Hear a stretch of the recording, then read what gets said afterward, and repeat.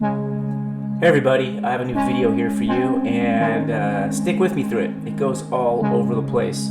There's a bit of a sketchbook tour going on in here, a couple painting videos, and to start it off, a day at my printers. On this particular day, I came in to sign a bunch of prints of Foggy Night and then to hand embellish a canvas G-clay print of my piece Guardians for a client of mine, for a friend of mine.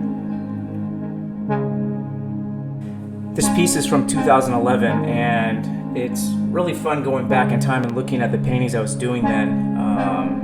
There's a lot of themes that connect between the paintings, and it's just real fun going on that rabbit hole and looking at files from way back then. The whole point of hand embellishing a print is just to give that one extra artist touch to it, to enhance it a bit. And in this case, I like to enhance all the highlights. I like to build up the white paint so it stands up off of the canvas and your eye is attracted to it, gives it an extra pop. I really enjoy the color scheme of this piece. Just the high contrast of the orca and its colorways, its patterns, to the washed out blue grays in the back and the little subtle jellyfish-like tendrils. It's just such a fun painting to do. Gosh, it really makes me want to do more like this.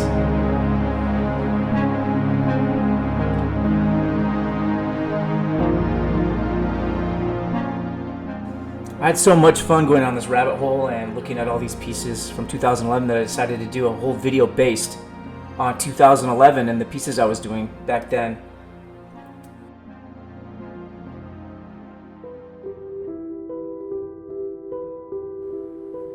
So you'll see here one of my old warehouse studios. I've had 3 different warehouse studios, and I particularly loved this one. Created a lot of my favorite paintings here. This piece is called The Nature of Nurture, and it was for a show I had in Montreal with Lola Gill called Escape With Me.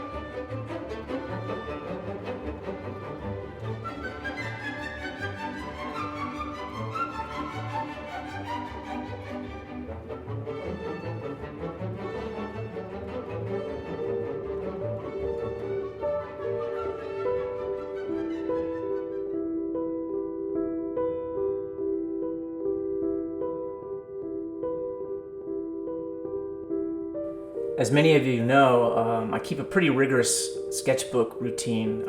I keep a book near me at all times, capture any thought idea, no matter how small. It might turn into something later. Such is the case for working on this show and for subsequent pieces.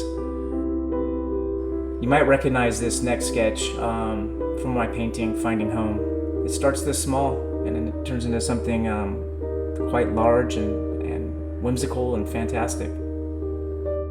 I was really on a coral reef kick and orca kick and sea life at this time, and it's reflected in the sketches here. A lot of you ask in the comments, how long does each piece take? Or how long did this piece take from start to finish? And it's always really hard to answer. I generally don't answer it, because I feel like the paintings start here with the first initial concepts. And then the redraw and the redraw and the redraw. Sometimes I'll put a piece down and not touch it again for a year and come back to it and start reworking it. Paintings and images, they could take, months, years, a couple days. I don't clock it, I don't time it. I know the big ones take me many, many months. But some of the little ones can take many weeks depending on how much detail is packed in there. So I tend to try not to focus on how long the piece is taking, but rather I just give it the amount of attention that it needs to get done.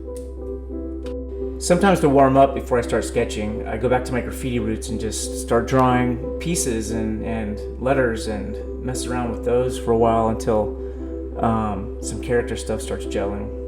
And then sometimes I just sit and start drawing cloudscapes and bubble forms that you start seeing things in. Just kind of like when you're sitting and staring at clouds and you see an alligator or an elephant.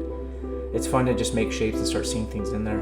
Well, that's a good memory right there. That's my very first signature artist brush set with Tischler. It's still my favorite brush company on the planet.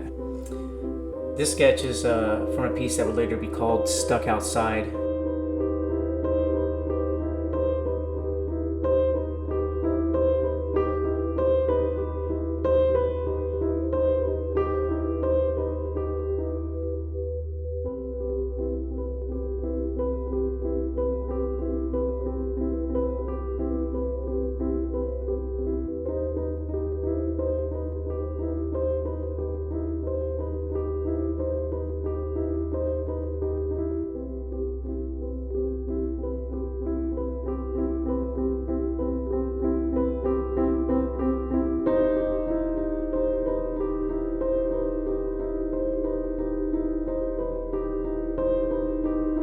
Take a mental note of this sketch. It's going to come up again at the end of this video.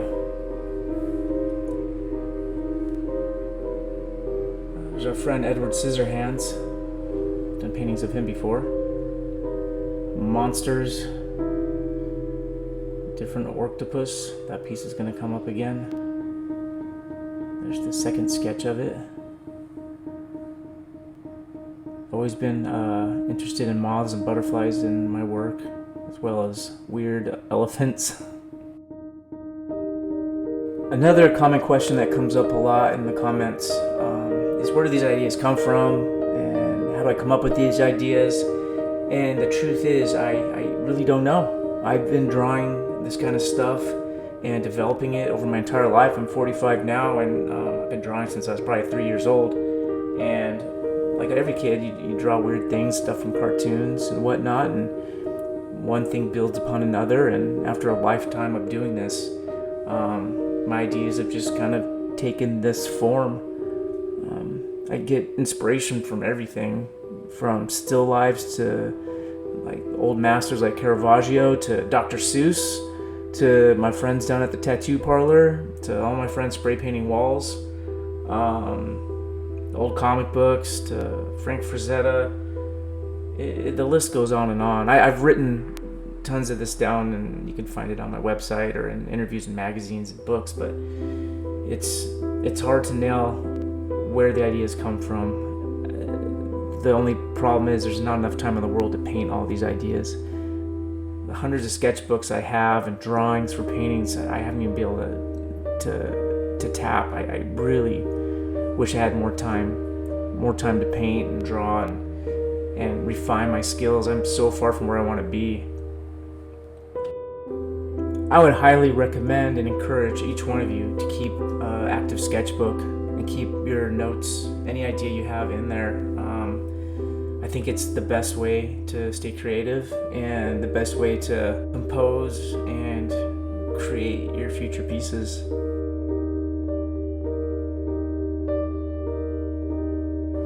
This sketch here became a wall at the store 33 and a third out in Mid-City, Los Angeles. Way back when, in 2011, I was able to sneak out of the studio and get one wall in for my friend's business. I was pretty happy with how it came out. It was a mixture of house paint, spray paint, and acrylics.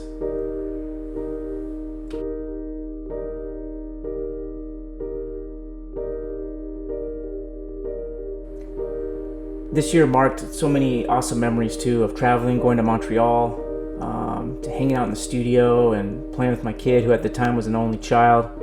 You see him here pretending to draw on some of the magazine covers I've had in the past. And this is also the last year that me and my beautiful wife had only one kid, because this was the year we found out we were pregnant with Everett, my second kid. And here's Isaac's reaction to that news. You're gonna be a big brother, buddy.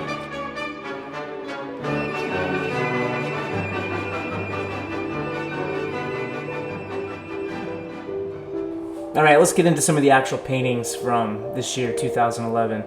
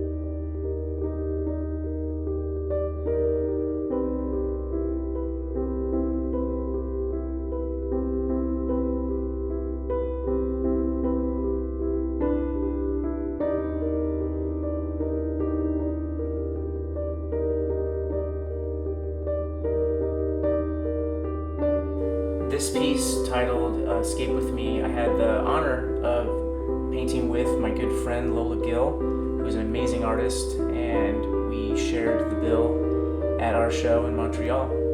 That's where a lot of these pieces hung and were displayed for the first time.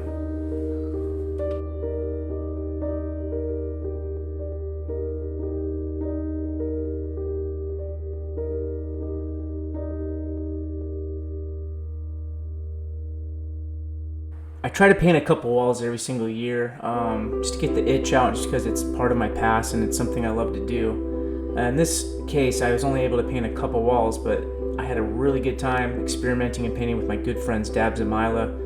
So you can see this wall we painted here in Los Angeles. And then I was able to paint a more traditional graffiti painting at my friend Joe Capobianco's tattoo shop in Connecticut. Alright, let's talk about the longest painting that I've ever painted with acrylics. This piece, titled In Sleep, was done for one of my favorite clients, and I was just so stoked that he was into the idea of this painting, this cloud form, which turned into a dreaming girl. And the really tough spot with this piece was taking the photograph of it. I had to stand the 16-foot painting upright vertically in the studio, and we shot it on 10-inch film. It was quite a feat. My dad built the canvas, so it was extra sturdy. He's really good at building things, and he built all my early canvases. And this one was just a beast.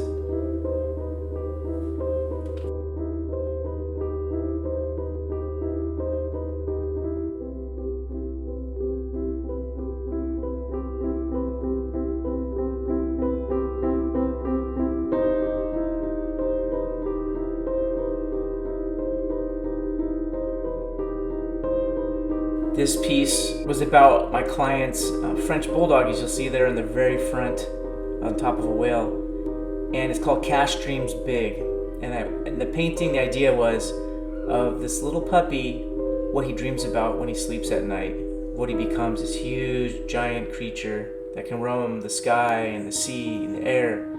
I don't know, a lot of the paintings I do are more like from a dreamlike world or from daydreaming and letting your mind wander.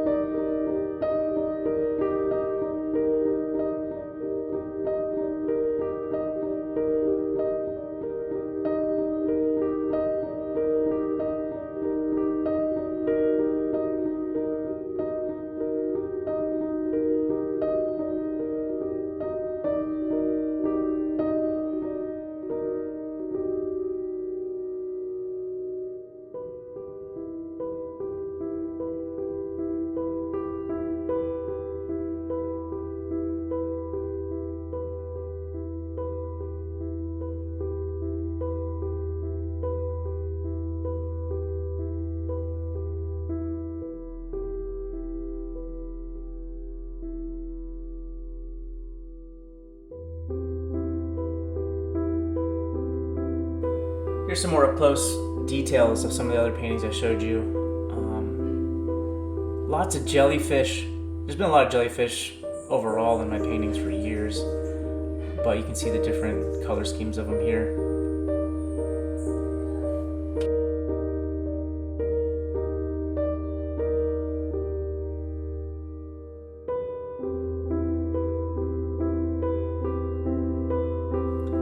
In 2011, I was also asked to curate a show at Gallery 1988 in Hollywood, and I chose the topic of The Black Rabbit of Inlé from Watership Down by Richard Adams, which is one of my favorite books growing up. I'm going to post a link here that you can click and go see the show, the actual exhibition, which had over 100 artists, including myself, and it was probably the hardest show I've ever put together because of so many people in it, but it was just a really fun show. I hope you click the link and check it out. This painting right here is titled Just Can't Let Go and was featured in the Pasadena Museum of Art exhibition titled Street Cred, which was curated by Steve Grody. The show highlights artists who came from this graffiti background and turned into a studio discipline.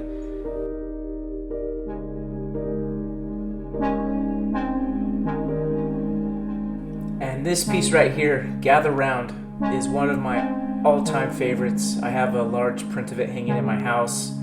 I get to see it every day. This was the last painting I made in 2011, and it was the featured piece in my exhibition titled Cloud Theory, which was at Mary Kornowski Gallery, now KP Projects Gallery in Los Angeles, /Hollywood /Melrose, whatever you want to call that part of LA. And that show wasn't until 2012, so I'm not going to post the whole thing, the whole exhibition and all those pieces here. I'll do that in a future release, future video like this. Let me know in the comments if you like this format, if you liked looking at a whole year wrapped up into a post. I'm trying to figure out creative ways of keep putting new videos out there for you guys to enjoy. I'm painting currently. While I'm painting, I'm filming, but I'm not really able to edit those works while I'm working on new paintings. So in the meantime, I'd like to share some of the old stuff that maybe you haven't seen, and I thought this would be a creative way of doing that. I hope you enjoyed.